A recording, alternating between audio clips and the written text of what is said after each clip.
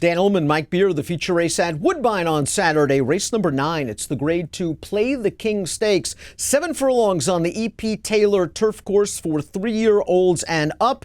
Before we get into the analysis, I want to remind our friends in the Ontario area, if you can't make it out to Woodbine, no better place to watch and wager on the races than at Champions Off-Track Betting. So many locations throughout Ontario. Enjoy the best thoroughbred and harness racing action at Champions. Let's meet the field for the Grade 2 Play the King Stakes. 9-5 morning line favorite on the 1 El Tormenta. It'll be interesting to see if El Tormenta's favored at post time. I like some of the things this gelding has done on the turf. In the Connaught Cup, 3 starts back, nice trip in between horses, squeezed through a tight hole, was able to get up by a neck. Last time out in that allowance race, in behind horses at the top of the stretch, had to alter course sharply to the far outside and was gaining. The 7 furlongs is good for El Tormenta. It's just going to be interesting to see if this one gets enough pace in a short field. Yeah, I agree with that. He ran really well last time. Silent Poet was on the lead the entire way. Couldn't catch him. They're the 2 favorites in this race. I feel like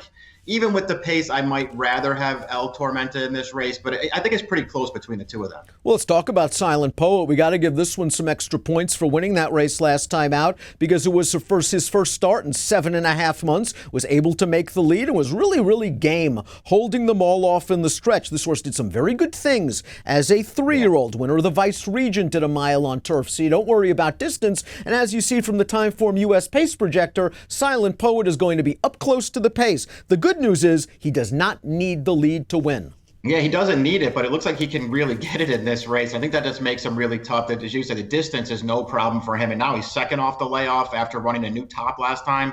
I mean, this horse is a big threat in here. And the Timeform US disagrees. They think Sable Island, the 3, is going to make the lead. And this horse was in against Pink Lloyd, the ageless Pink Lloyd, the venerable veteran Pink Lloyd, the unstoppable Pink Lloyd. He's won 4 in a row, including his next out race, the 98 Buyer in the Shepperton.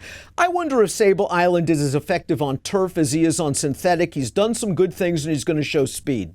Yeah, he does have speed, but I don't know if he has. This is his best surface, so maybe he won't show his good speed on this on the grass. His only turf start was not a good performance. Formulator fact for Curlin's Honor, the 6. I wouldn't be surprised if Curlin's Honor goes off favored in this race. I know El Tormenta beat him in the Connaught Cup, but this horse ran really well last time out in the King Eddie, going a 1-turn mile up close to a fast pace, and it took a real nice horse in Synchrony to run him down. The 5th horse came back to win the Seagram Cup on synth with a 95 Buyer. Look at this Mark Cassie formulator fact, almost a $12 ROI with horses 3 and up on turf, cutting back from routes to sprints in graded stakes races with a 30% win mark. This horse cost $1.5 million as a 2-year-old in training, and maybe he's found his spot going 7 on the turf. Yeah, I do like him going shorter. I thought he ran great last time, but I do like him going a little bit shorter. I'm actually a little surprised that he hasn't spent more time on the turf than he actually has, because I really like him as a turf horse, and I think this is his distance. Carmenutes has won his last 2 races, although most recently on the turf going 6. He just got a nice, easy lead and was able to coast home. The pace situation drastically different this time around with 2 big speeds drawn to his inside. He's going to have to rate and finish against better horses. He was in for 25, 2 back. This is a tough spot. It's a tough spot. He did run well last time. As you said, I don't know if he can make the lead in here, but he ran so well making the front. Maybe they'll send him this time. How about Admiralty Pier at a price for trainer Barb Mischel, coming second off a little bit of a layoff? Not embarrassed in that allowance race. I'm going to think that race was a prep for Admiralty Pier, who won the Display on synthetic as a 2-year-old, 3rd in the Transylvania at Keeneland at 3 behind a good horse in Analyze It. This horse has figs that if he is sharp and ready to run and gets a little pace, he could be charging in the lane. I'm definitely using this horse second off the layoff. It's funny because he's a talented horse and he doesn't have a great overall record, but they've spent a lot of time going long with him. I think he's better going shorter. Top pick time for the Grade 2 Play the King Stakes. Curlin's Honor might be getting the cutback he needs. Great attack outside post where he can sit in the second flight. He should be motoring late.